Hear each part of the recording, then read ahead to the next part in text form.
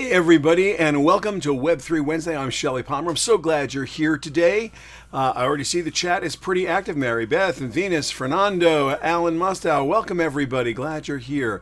Wow, Fernando from Sao Paulo, Brazil. That's fantastic. David Libby, glad you're here too.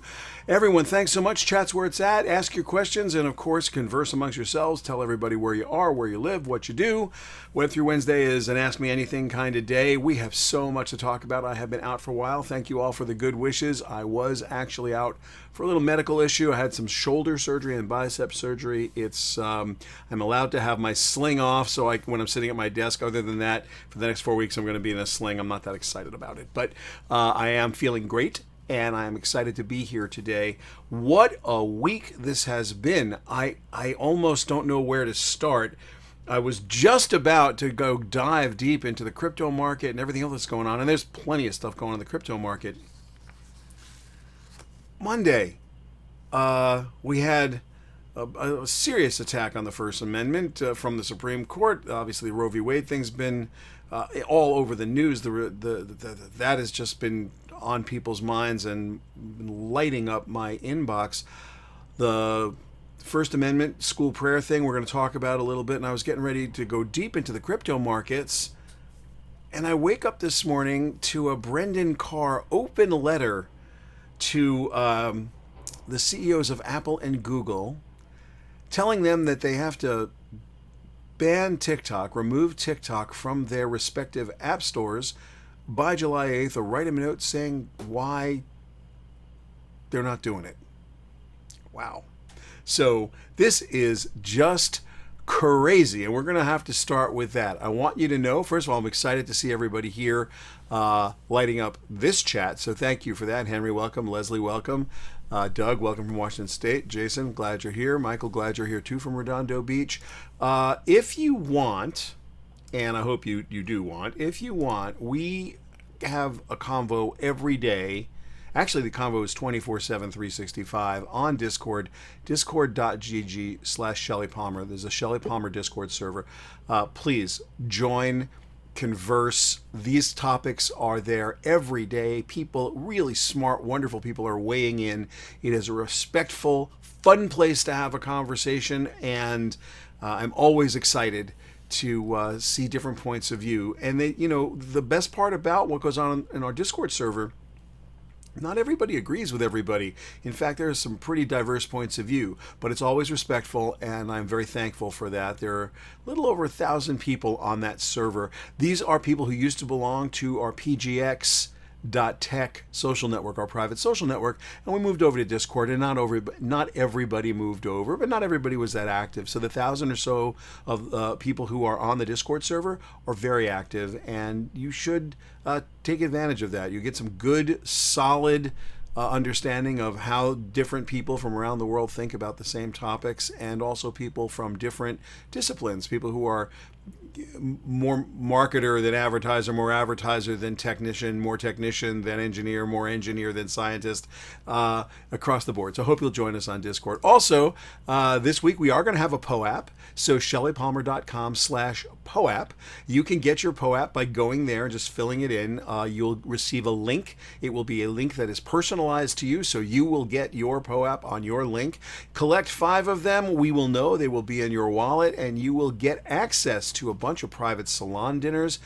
We have dinners and we have events at almost every major trade event: CES, Mobile World Congress, South by Southwest, and on and on. We also have events going on, private dinners and salon dinners happening in New York, LA, Chicago, a couple other big cities around the country and around the world. So a very good chance that if you are near a major metro, we're going to have some event in your area that you'll be invited to. So it will also get you access to some exclusive content as we get more people that have reached some level of attendance. So this is, POAP stands for Proof of Attendance Protocol, and these are free NFTs that you can either get sent to your email, or they can be sent to your digital wallet. If you've got like a MetaMask wallet, you can put in your public address, and the POAP will be minted for you specifically as you enter the link. So hope you'll get your POAP and collect them. They're like little Shelly Palmer trading cards. They're kind of a fun thing to do.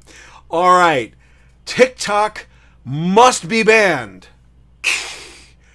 Brendan Carr, the FCC commissioner, sends an open letter. I got to read directly from this open letter. I don't even want to paraphrase this because this is not something I want to paraphrase.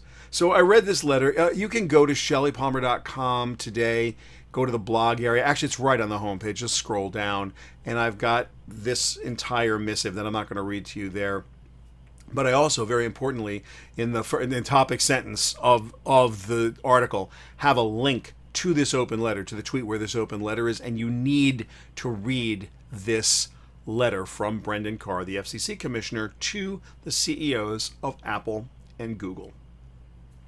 In this letter, thank you very much, Commissioner Carr, he writes, and I'm quoting, "It is clear that TikTok poses an unacceptable national security risk due to its extensive data harvesting being combined with Beijing's apparently unchecked access to that sensitive data." Okay, that sounds serious. I don't know what any of that means, but it sounds terribly serious. He goes on to enumerate what he believes this private data is. So let's get into it. What is the sensitive data? It includes, I'm reading here from his letter, browsing histories, keystroke patterns, biometric identifiers such as face prints, text, images, and videos. In other words, the exact same data that Google, Facebook, Apple, Snapchat, Twitter, LinkedIn, and every other social network, and pretty much every other big tech company has about us. I mean, has anybody looked at the 70,000 data points a day that your Apple Watch takes from you? The 140,000 data points a day that your iPhone or Android device take from you? Seriously? How is this sensitive exactly? Let me continue reading. Oh, wait. It's just a bunch of nonsense they read in a BuzzFeed article and some fear-mongering. So my question is, what's this letter about? Is this Brendan Carr trying to run for president or something and just jump on this, China's the boogeyman thing? Because that's cool. If China's spying on us, which is a great clickbait headline, if that's his thing, okay, God bless.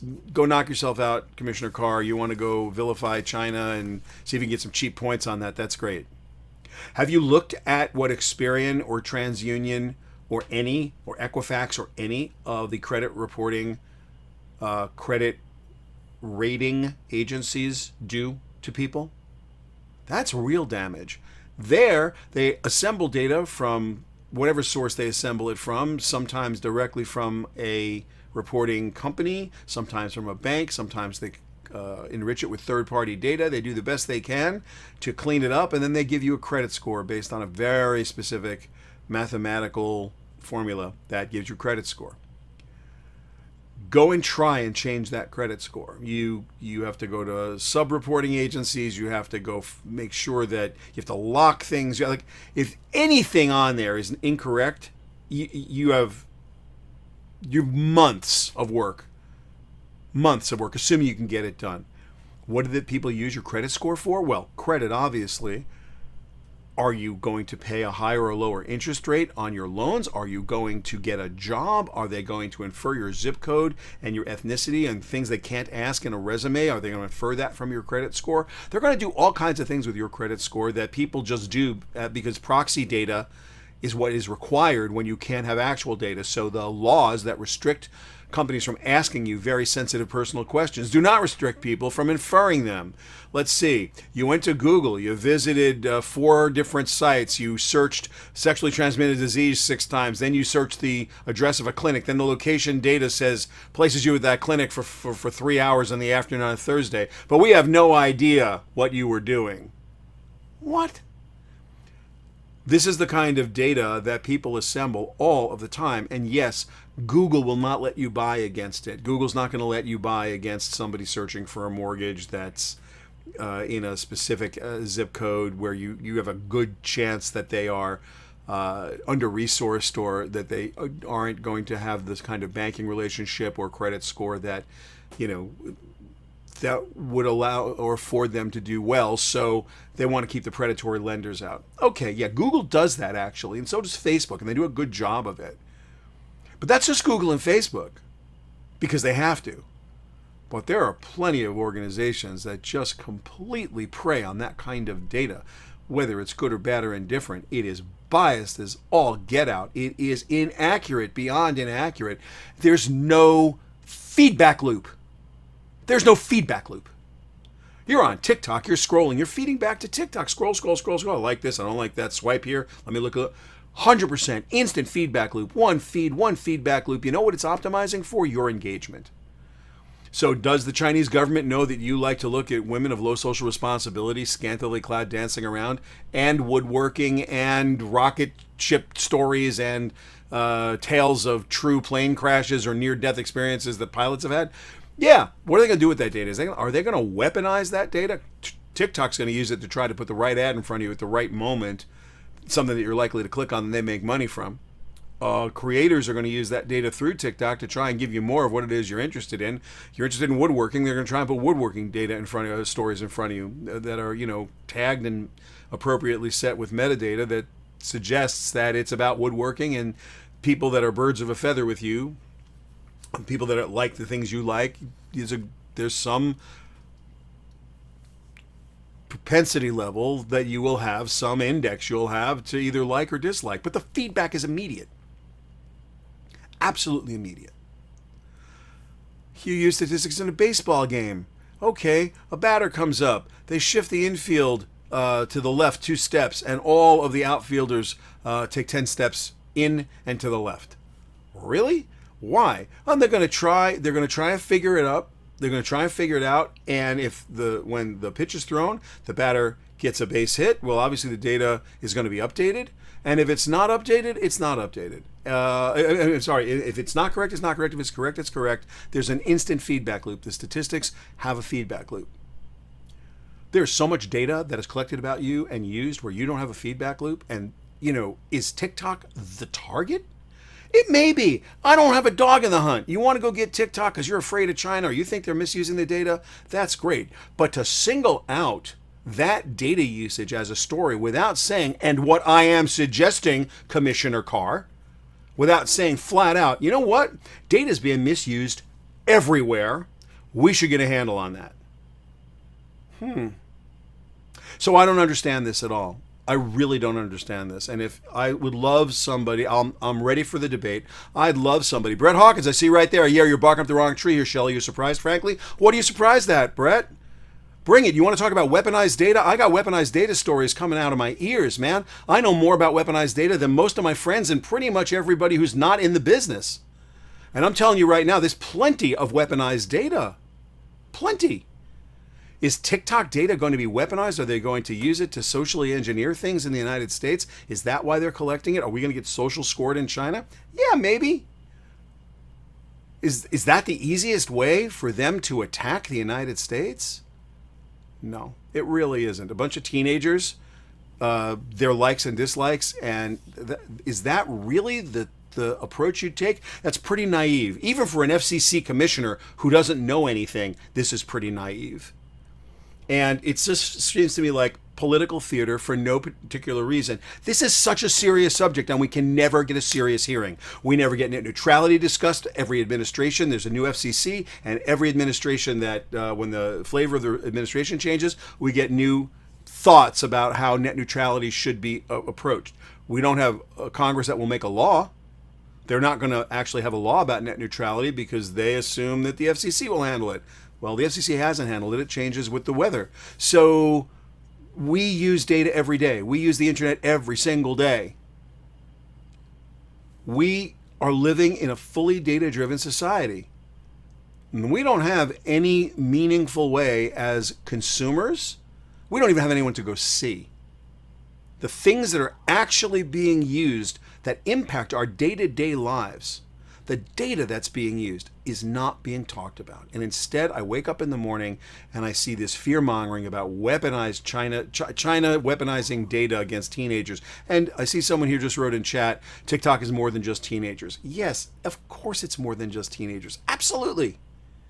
Absolutely. I want someone to tell me how that data is going to be weaponized, and then give me 3 examples of weaponized data in the United States that you think is okay. And if you don't have 3 examples of weaponized data in the United States, then don't write me about TikTok. Because there are so many bold-faced, insane examples of data being used to absolutely ruin people's lives. And I'm not talking about identity theft and the garbage that you see when someone's trying to get $12.99 a month to protect your data. That's nonsense. That's total nonsense. I'm talking about legitimate organizations that buy and sell and broker data that you have no idea about, data that's collected from your device that you have no idea about, that you signed off in your user license agreements to allow people to use, buy, sell, and trade. Enriched profiles are created, those profiles are used, and then they're used improperly. Sure, there are some laws about it, there's some regulations about it, there are even some privacy policies that restrict the usage. Does that mean that people abide by the law? Who do you go see? What agency's in charge? Where's the regulatory? I'm sorry. You really think that TikTok is the issue?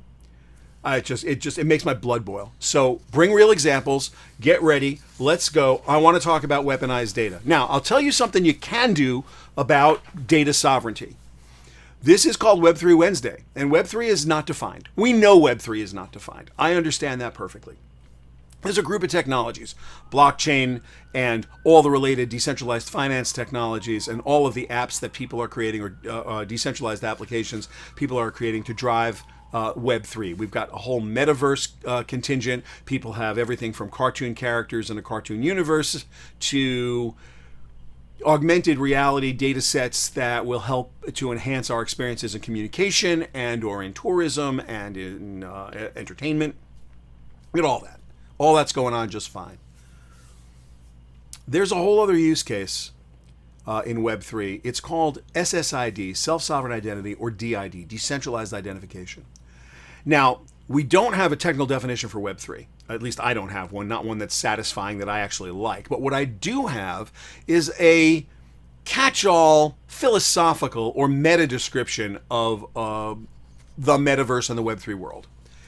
And the best way I can paraphrase it, or the shortest sentence I can say, is that we will use these tools and technologies, or this group of tools and technologies, to create an environment where both users and creators share in the value they create.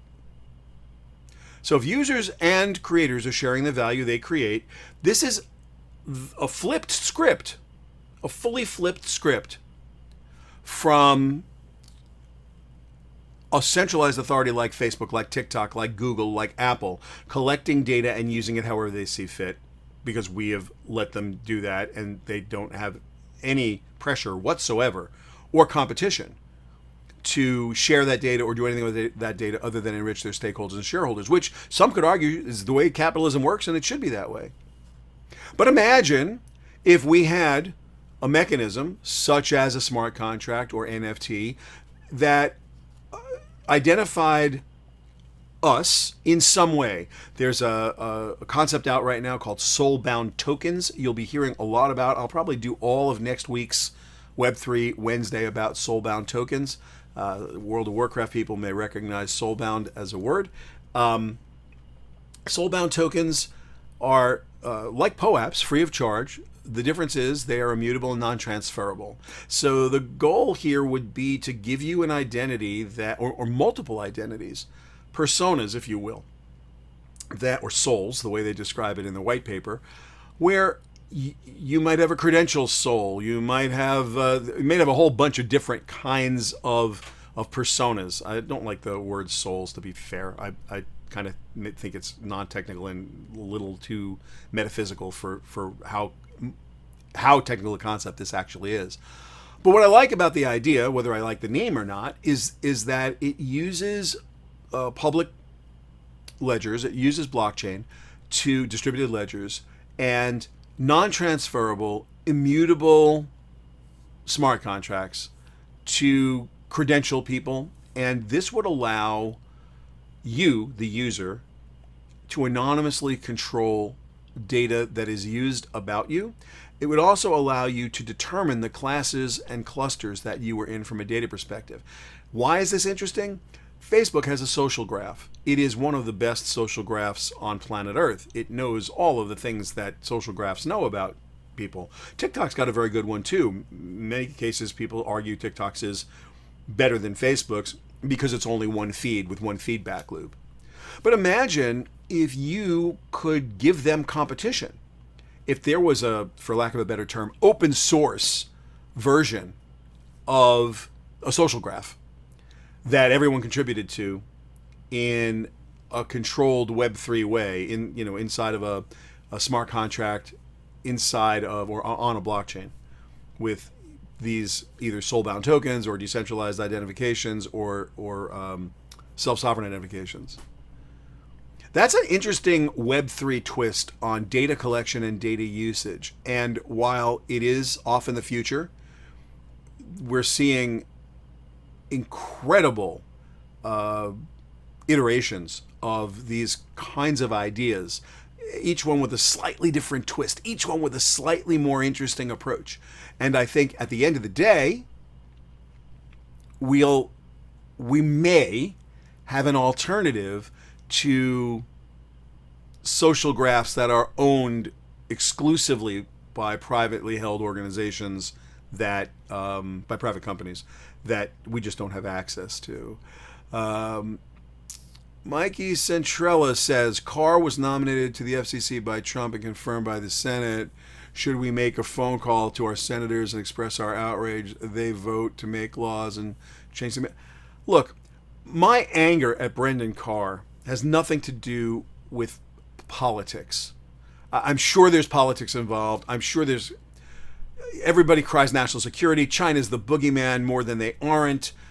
People forget how much U.S. Treasury, how many Treasury bills they own, how intertwined our economies are. No one ever talks about that. Everybody talks about everything else. It's so politicized. I don't want to get political about this.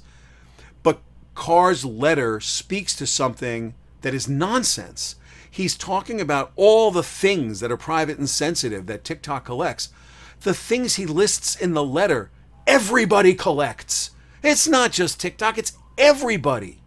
So, all right, I'm fine. If you want to say, let's remove TikTok from the App Store because they're bad actors or they are somehow violating terms and conditions or privacy policy, fine. Give me the other 30 companies that do exactly the same thing. Show me some harm. And actually, if you're enumerating the sensitive data, which isn't that sensitive, it's only sensitive when you can use it to enrich a profile, and that profile, that becomes actionable because your predictive analytics get better. You've got more data, and the more data you have, data is more powerful in the presence of other data. The more data you have, the better your predictions can be. It's that simple. And they're not always better. Sometimes you overfit your models. Sometimes you write your equations in a way that it worked on a small data set. It doesn't work on a big data set. It happens all the time. That's the art of data science as opposed to the science of data science. But to single out TikTok because they take keystroke data and say that's sensitive personal information and list that as a national security threat is basically nonsense. And that's what pissed me off. I literally don't care if they ban TikTok or not. It doesn't matter to me. If they ban TikTok, someone else will come in and take its place. Will it be as popular? Probably not. Will it be as good? It'll be different.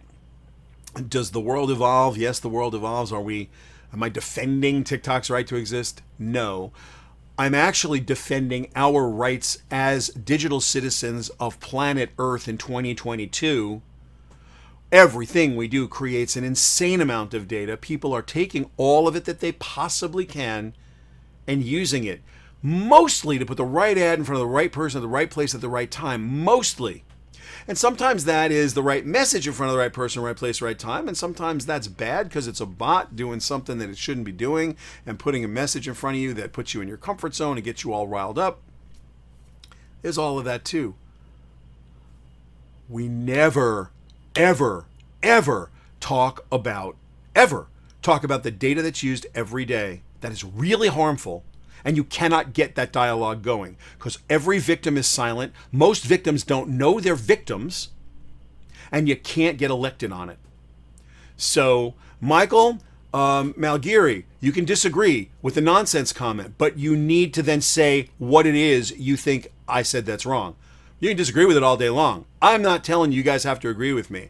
You don't. If you don't think that data sovereignty is important, if you don't think that data protection is important, that's okay. If you think that TikTok is anything but some political nonsense theater, and that banning TikTok will solve 1/1000th of the problem, you could erase TikTok from both app stores and you could take it off everybody's device. And not one thing about abuse of data use in the United States would change. Period. Not one person would be safer from misuse of data. Nothing would happen. Somebody would win some points because they went after TikTok, and TikTok is a Chinese company. Are they a bad company because they're from China? Have that political discussion without me. I don't want to get into the politics of whether China is good or bad, and I don't want to get into the politics of whether a Chinese company taking our data is a good idea or a bad idea.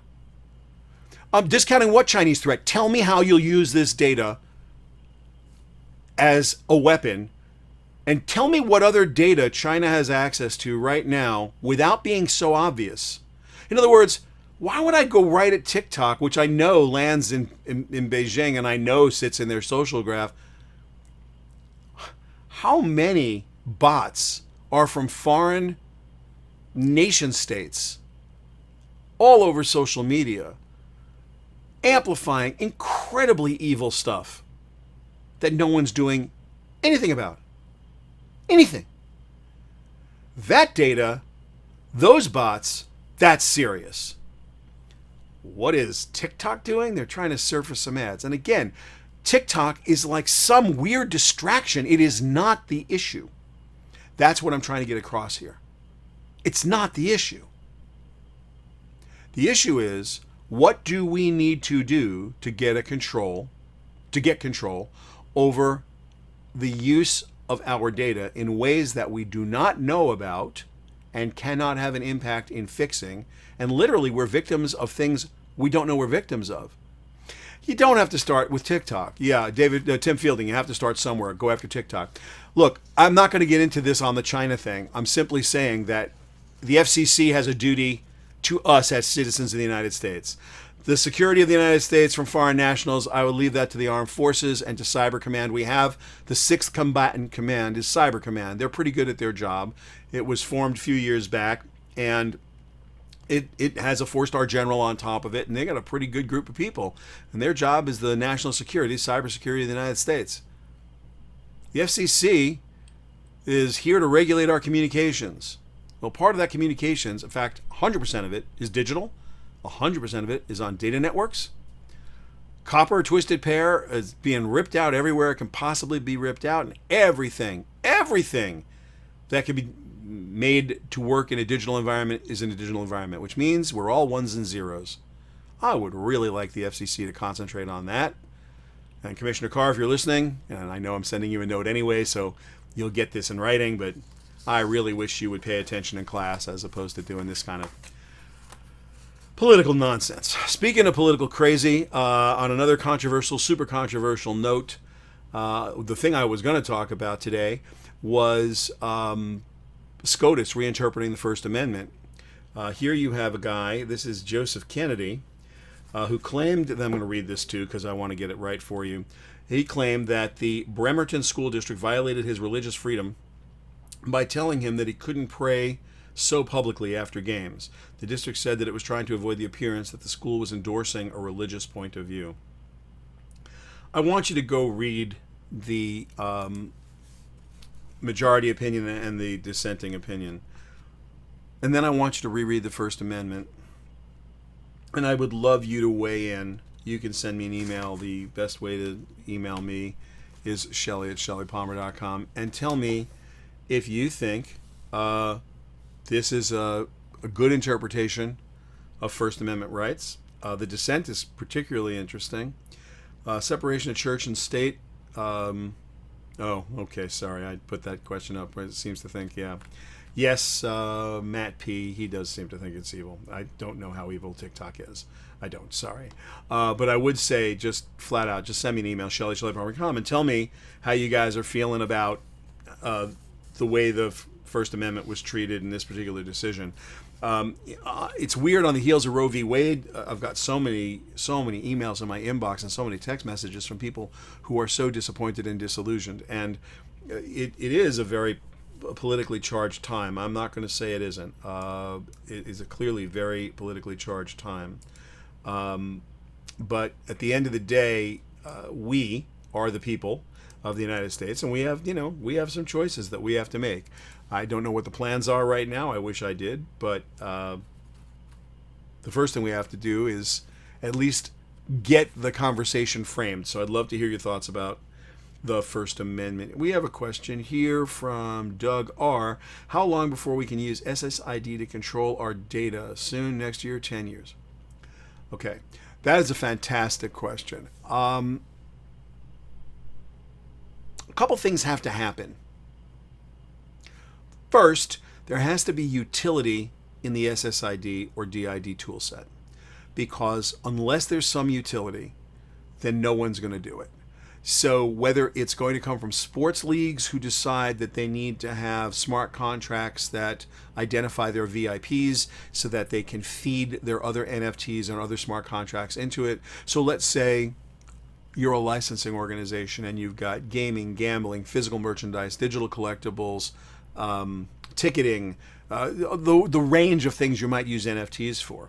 Well, if you're going to have different one vendor do everything, it's easy. But if you're going to be a licensing organization, or you're going to work with vendors like so many big corporations do, or so many sports leagues do, then each one of these vendors, each one of these organizations, the one that handle fantasy, or the one that handles gambling, or esports, or physical merch, or digital merch, each one of these organizations that you license to, it's going to have their own way to do stuff. And so you will need some way, big organization, to have the one smart contract that rules them all, that identifies each user in a relationship-based way. And so if you take a sports league like the NFL or the NHL or the NBA, they are the central authorities in their sports.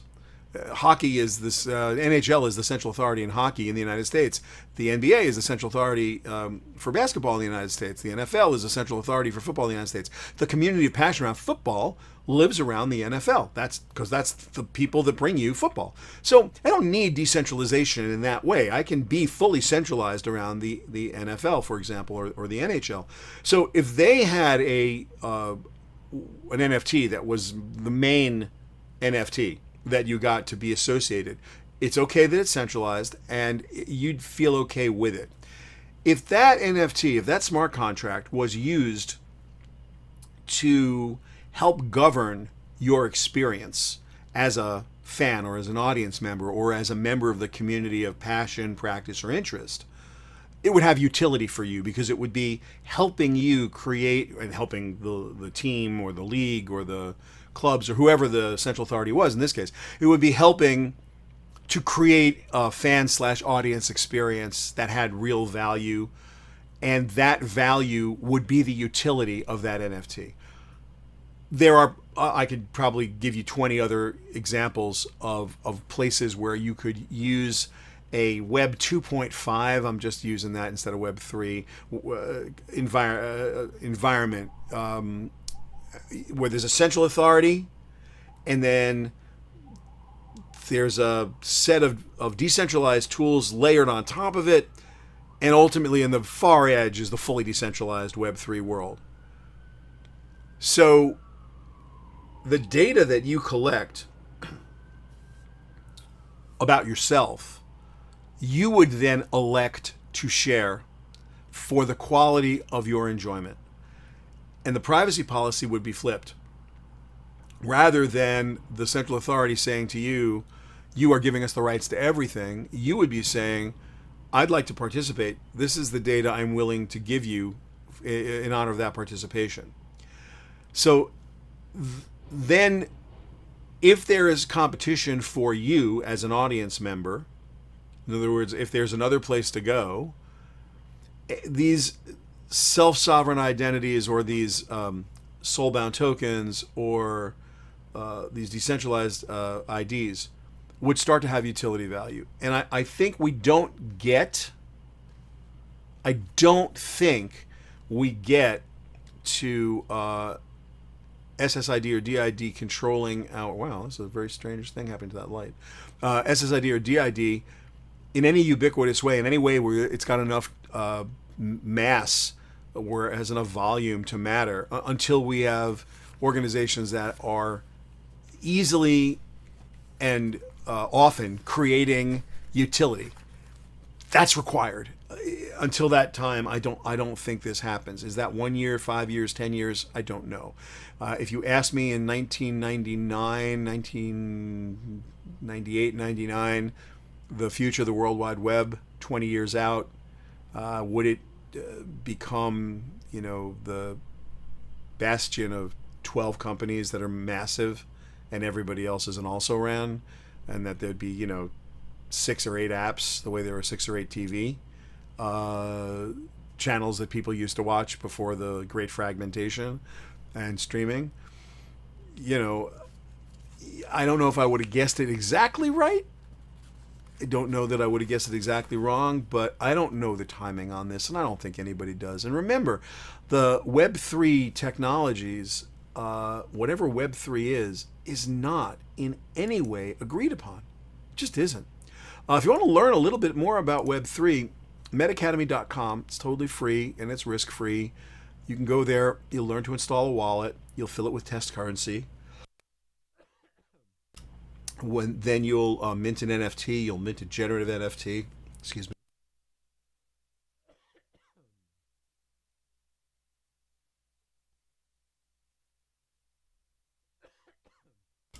And the goal there is for you to just learn how to do Web3. So, metacademy.com, free of charge and risk-free. Techstream, while we're talking about stuff, Techstream is excuse me. Techstream is a podcast I do with Seth Everett. And I do it every Tuesday. This week it came out today on Wednesday. So if you are interested in pop culture and technology and where they collide, Seth and I go at it pretty hard. Speaking of the Metaverse, Web3 and standards, just a week or so ago, Meta, the company formerly known as Facebook, Microsoft, and a bunch of other tech giants formed the Metaverse Standards Forum. And when I say Web3 is not technically defined, the goal of this organization, Metaverse Standards Forum, is to technically define it. So we're going to get there. Slowly but surely, we're going to get to a place where we can, with a straight face, say we know what Web3 is. Right now, I don't know what Web3 is. So I do need something stronger in that water bottle. That is absolutely true, Heinrich. Absolutely true. In the time we have left, I want to talk about two things, actually. One, I want to make sure that you get your POAP, because POAPs are important. I'm also going to cough again, so give me 1 second. Wow. I don't know. Kind of crazy. And there's nothing stronger than water in this, which is really unfortunate.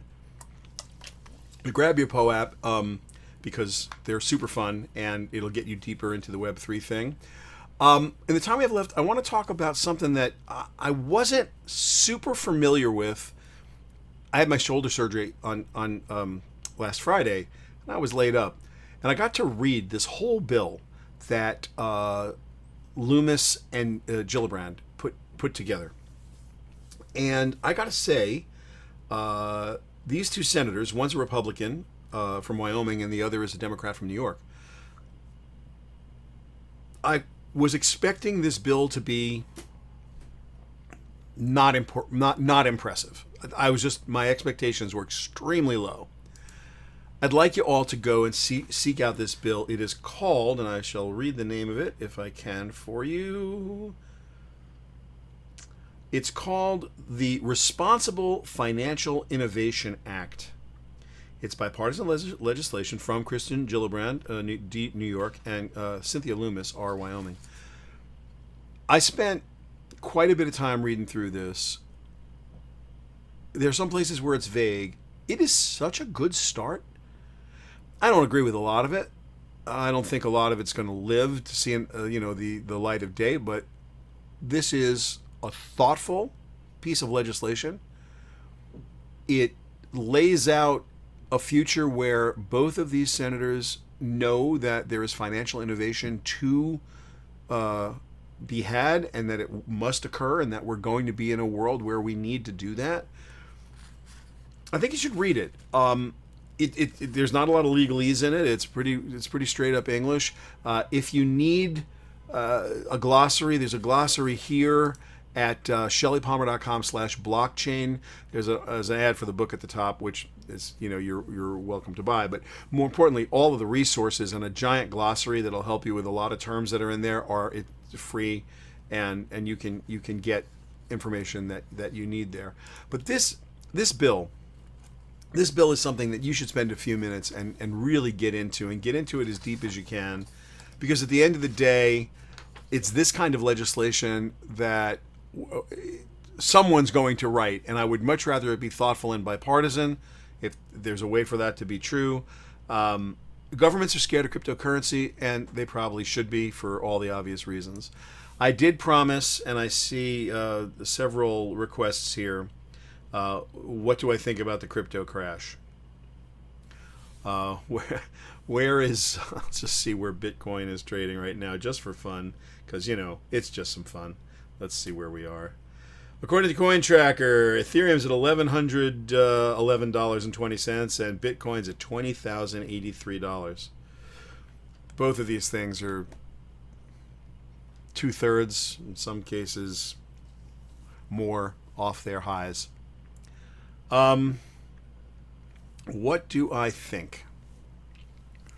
Here's this program is not financial advice. I'm not a financial advisor. I'm not a licensed financial advisor. And if you need financial advice, you should seek a professional financial advisor who is licensed. All crypto investments are inherently risky, and you are likely to lose the money you put in. So please consult a licensed financial advisor who is not me. So I am not giving you financial advice. I will simply tell you what I did, and you can decide if that's something that you want to research and talk to your licensed financial advisor about. I have most of my crypto, certainly almost all of my Bitcoin, and a fair amount of my Ether I mined over the years. I started mining Bitcoin 2009, maybe late 2009. I started mining Ethereum, Ether 17 or 18, one of those, somewhere in there. Most of the coins I have, I mined. But some I've taken as payment, and some I have purchased when I thought I was, quote, buying the dip. Well, even buying the dip a year ago, what was a dip, or buying in the crypto winter when ETH was at $1,600-$1,700, it's at $1,100 this morning, which is lower. Like, that $1,100 is lower than $1,700 or $1,600. So if you, and this is the part that you must talk to your financial advisor about, you must talk to your accountant about, you must talk to a licensed professional about, not me.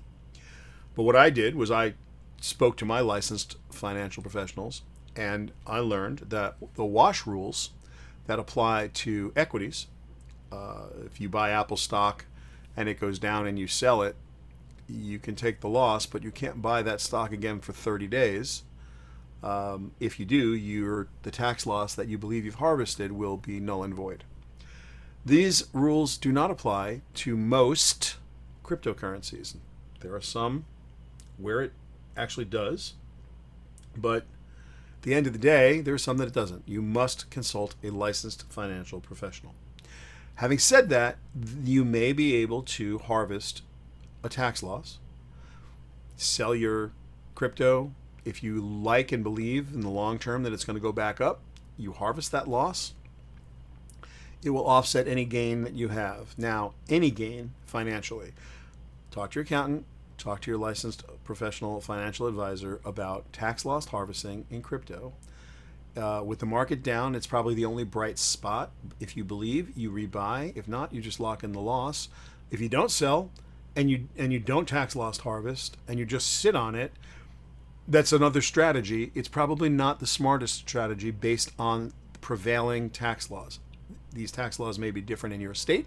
They may be different in your country. I know we have an international crowd here. So please, not financial advice, what I did is I consulted my licensed professionals, and I did as much tax loss harvesting as I could under the law. I would suggest you seek out that advice, and if it's appropriate, take an action that works for you. Other than that, we just have to sit back and wait. Can there be 19,000 cryptocurrencies? Can there be 500 small, little, unlicensed, unregulated banks? Probably not.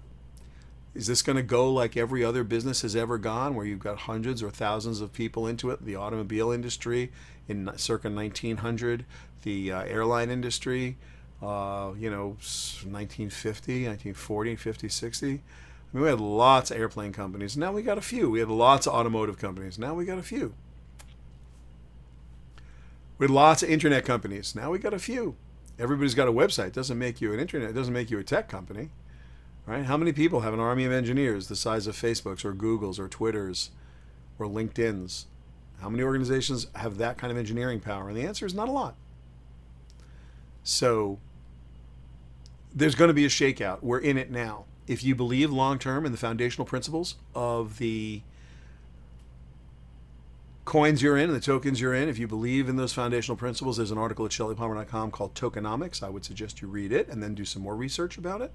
If you believe in the tokenomics of the things you're in, talk to your financial advisor and figure out if you can do some tax loss harvesting. If you can, great. If you can't, you'll make your own decisions. I'm a believer in the future, but I have a very, very narrow portfolio of things I deeply believe in structurally. I have been right about some of them, and I have been wrong about some of them, because you just can't be right all the time. So Tim Draper says he stands by his 250K price target. I assume that's for Bitcoin, David Goldsmith. I don't have a price target. I just know that there are certain cryptocurrencies that have utility and they are based on good, solid foundational principles, and the apps that are being built on these chains make sense. Do we need 50 or 100 different blockchains? No, we don't. Has anyone done one that can really scale and really work for everything and everyone? No. These are early days. A lot of research yet to be done, but all you can do right now, all you can do is hang on.